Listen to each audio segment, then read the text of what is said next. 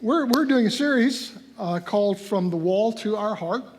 It's about the Ten Commandments, and we're taking the Ten Commandments, instead of looking at them negatively as just prohibitions, we're going to look at them in a positive light. What are they just, they're not just saying don't do something. What are they pointing towards? What is not doing that, what are they pointing us towards that will give us meaning and purpose in life? So we've already looked at the first three, so I'm asking you to say them with me, so if you can remember them. The first one is put God first. The second one, accept no substitutes. And the third one, understand the power of a name. Very good, I could hear y'all. Y'all are cranking them out. So today we're going to look at the fourth one. And if you remember, we said early on that the first four commandments have to do with our relationship with God, and then the last six have to do with our relationship with each other.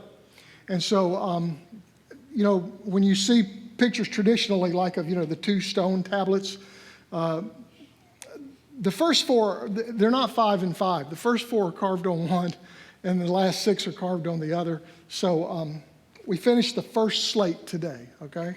We'll be through that. So here's Exodus chapter 20, beginning in verse 8. Remember the Sabbath to keep it holy. 6 days you shall labor and do all your work, but the seventh day is holy to the Lord your God. And you shall not labor, and you shall not work. Not you, nor your sons, nor your daughters, nor your male servants, nor your female servants, nor even your cattle, nor the immigrant within your gates. Because in 6 days the Lord created the heavens and the earth and the sea and all that's in them. But he rested on the seventh day.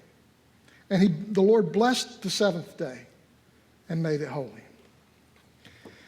For the most part, contemporary Christians pay little attention at all to the Sabbath or to having a Sabbath day.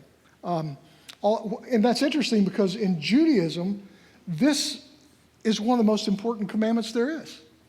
As a matter of fact, this is one of the two distinguishing marks of Judaism. It's keeping the Sabbath, or Shabbat, and circumcision. Those are two distinguishing marks of Judaism. And this is also the first commandment. There's only two of them that are stated positively. This is the first one of them that's not stated in a negative. This isn't a negative commandment. This is a positive one. But it's interesting how, even though it's not phrased negatively, we've turned it into a negative. Keeping the Sabbath became about what you don't do on the Sabbath. The Pharisees made this big list of rules that you were not allowed to do any of these things on the Sabbath. You were not allowed to walk past a certain distance because that would constitute labor and work. And so you could only walk so far on the Sabbath. You weren't allowed to look into a mirror because you might see a gray hair and be tempted to pull it out. And that would be work.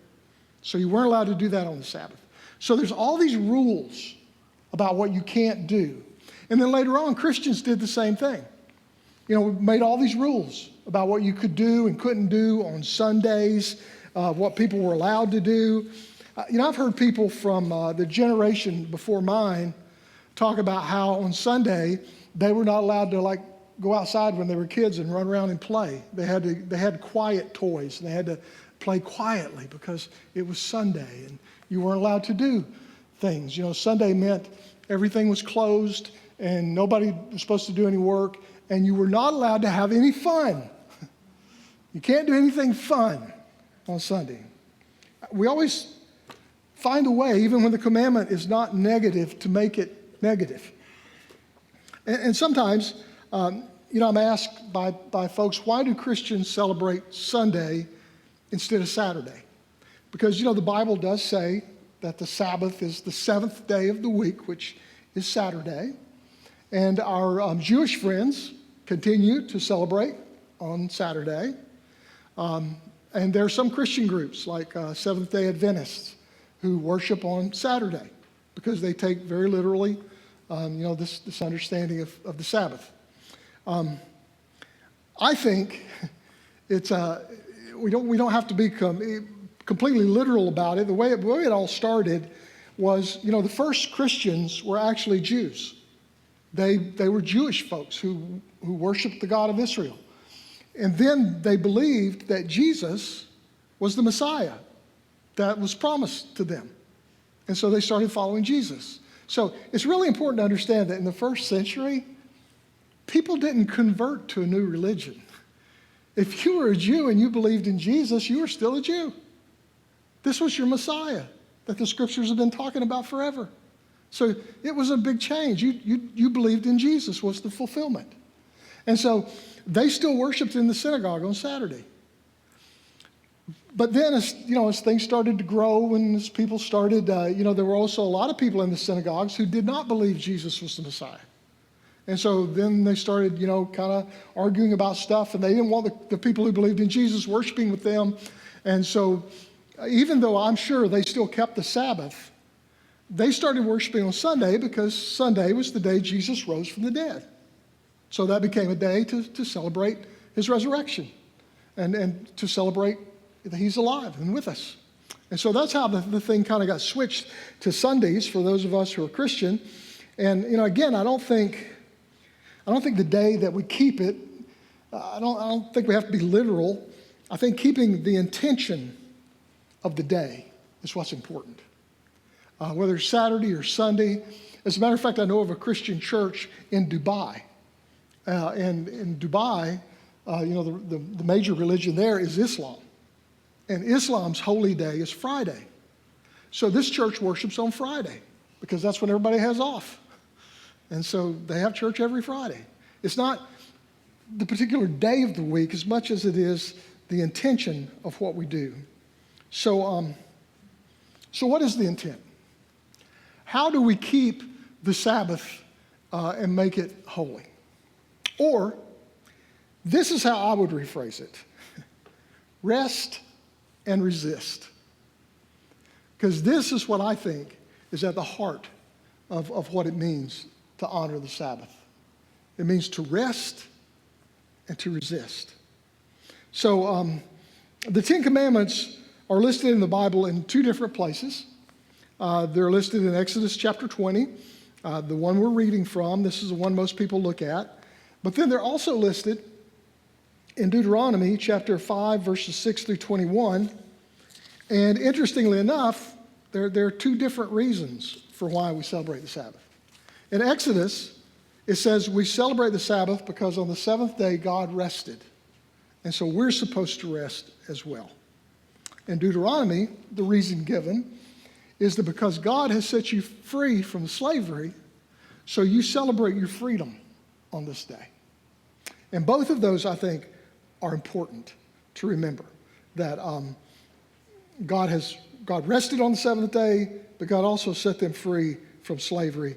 And I think the intention includes both of those. So here's how I think we honor the Sabbath, the intention that's here. First of all, we understand, we honor the Sabbath we keep it holy by understanding it as a day of corporate worship. Now, obviously, we worship God every day in our lives, or we should.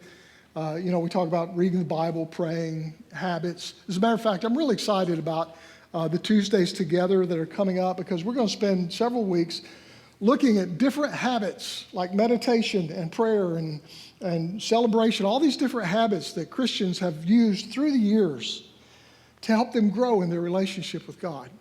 And, nobody does all these habits. So the hope is that as you discover all these different habits, one or two of them will really click. And you'll say, boy, that really fits me. That really helps me. I'm going to do that because that's important. But it's also important to come together, once a week and worship God with other people. Because when we come here, what we remember, what we understand is, you see, we're all in this together. Being a Christian isn't just something you do by yourself. It's something we learn to do together. And we come here together, and sometimes we get encouraged. Sometimes we get convicted. And we learn from each other. We grow from each other. Do you know that the word saint is not in the Bible? The word saint, singular, is not in the scriptures. The only time you find that word in the Bible, it's plural. It's saints. There is no saint singular in the scripture, only saints plural. And a part of that is to remind us that on our own, you and I will never become a saint. But together, we move toward becoming saints. Together, we learn from each other. We help each other. We need each other. When Paul talks about working out your salvation, he doesn't mean go in a corner and do it by yourself. It's what we do together. We help each other to learn to love God and love neighbor and be who God created us to be. And so that's why, one of the things we do to keep the Sabbath holy is to come together and worship. A second thing we do is we rest. In the biblical account of creation, God rested on the seventh day. Now, think about that. God doesn't get tired. Why did God rest? Well, I think God did it as an example for us, to remind us that we need rest. God doesn't need rest, but we need rest. And I think it was God giving us permission to rest, to say it's okay to do that.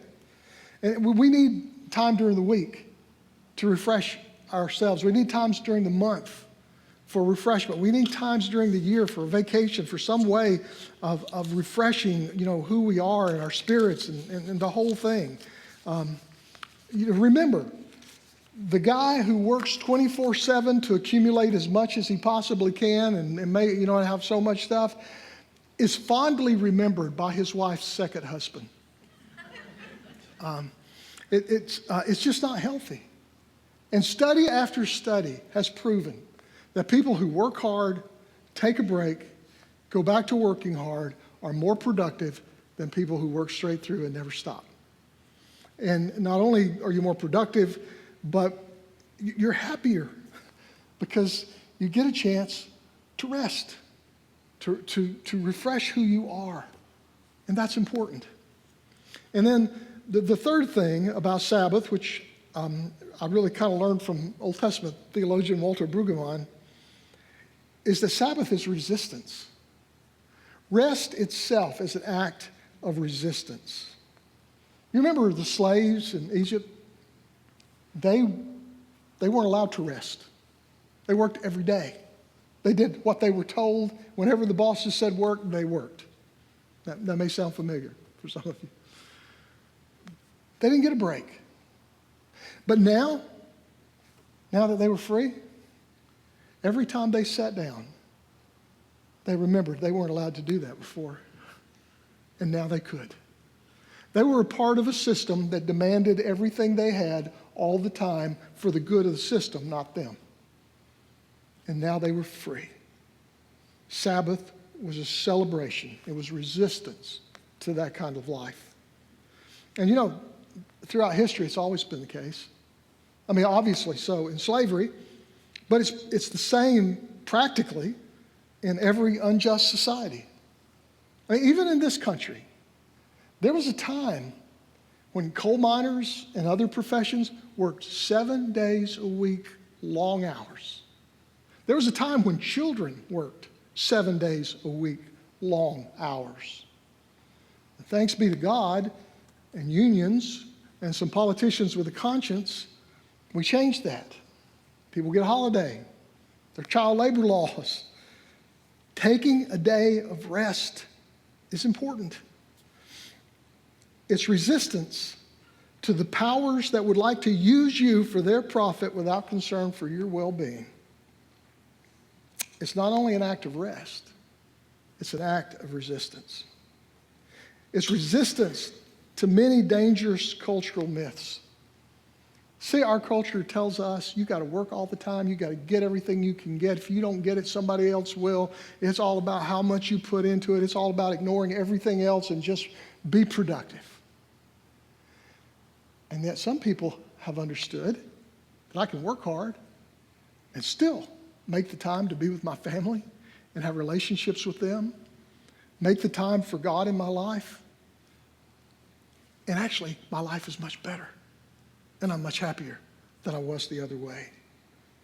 And so when we take the time to have a Sabbath, it's resistance to the cultural myth that you don't need one and you're going to get behind if you take one.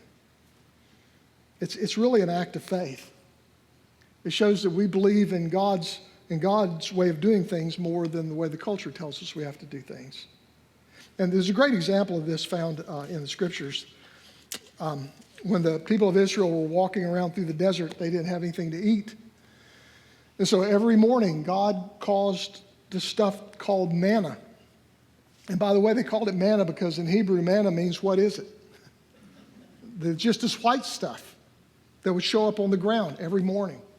Personally, I believe it was grits. And that they would gather it in and they would have that to eat for the day, and that would be it. But then the next morning, it would be there again. And it worked like this every day except Friday, because God told them not to gather it in on the Sabbath, to trust God. And on Friday, there would be enough for 2 days. So they would gather enough that would take care of them for the next 2 days, and then it would be gone. And then on Monday, it would be there again. And the whole time, God was teaching them to trust God, to trust God's economy, not the one of the culture they lived in. God said, if you do things this way, I'll take care of you. And it's not about keeping rules. It's about actually trusting God. And it's resistance to the myths of scarcity in our culture and faith in the abundance of God to provide. You know, I want to take a minute to say it's okay to do fun things on the Sabbath. The things that you enjoy, you should do. Because the Sabbath is not about just not working. It's about using that time to do things that replenish you and refresh you. Things that give you life. So do what you need to do. Do what gives, brings life to you, gives refreshment to you. That's important. And of course, that's different things for different people. And then one final thing is in verse 10. But the seventh day is a Sabbath to the Lord. You shall not labor, do any work, not your son, not your daughter, not your male servant, not your female servant, not your cattle, or the immigrant within your gates. Now notice how inclusive this verse is. And notice how it evens everything out. You don't get to take the day off and make your employees work. That's what it says. You take the day off, they take the day off too. Everybody gets the day off. Everybody is treated equal. For at least one day of the week, everybody is on the same plane. And everybody's treated equally. It's an act of resistance against a culture that says all those at the top get all the advantages and that those at the bottom work all the time and do everything else. It's not how it works. On this day, everybody's equal. And it's resistance against the values of our culture. And it starts to look a little like the kingdom of God. So rest and resist. Jesus got in trouble more over this commandment than anything else he ever did. He got in trouble because he healed people on the Sabbath. And the rule keeper said, you can't do that. It's about what you're not supposed to do. He got in trouble because they got some food together one day to eat on the Sabbath. And they said, you can't do that. That's work. You're breaking the rules. But Jesus understood every time he healed someone, every time he did something, that the meaning of this commandment was take a day and do what makes you healthy. Do what makes you, what is good for you. Take a break. Jesus understood that. That's why one day when they came and yelled at him for doing something on the Sabbath, he said, people weren't made for the Sabbath. The Sabbath were made for people. It's not a day for you to follow a bunch of arbitrary rules. It's a gift. It's a gift from God to you. Take it. Do the things that you enjoy.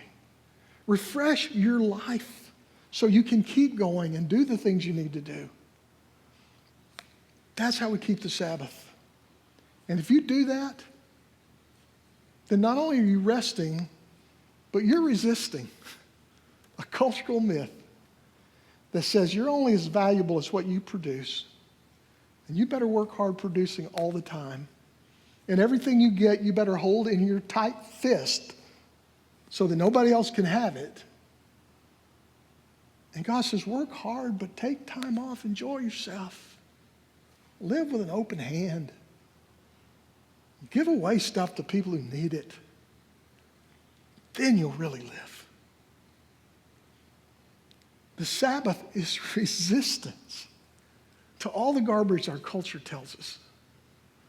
And God says, just trust in my economy and not the economy of the culture. So when we keep the Sabbath, we take time for corporate worship. We keep the Sabbath every time we do things that refresh us and that give us life. We keep the Sabbath when we resist the anxiety and the coercion of a culture that tells us we have to constantly produce to be worthy. You know, when I took a leave back a few months ago, you know, there were a lot of things you can do for renewal. And I have friends who did all these different things. But since it's something I haven't been able to do in a while, I went and saw my family. And I had family come and visit us. And that was so renewing for me. That was so refreshing. And for somebody else, it may be something different, but take time to do the things that give you life. That's what God is saying. Take the time to do the things that give you life. This day is a gift, not a burden. The Sabbath is not a collection of rules about what we cannot do. It is a gift to rest and to resist. Amen.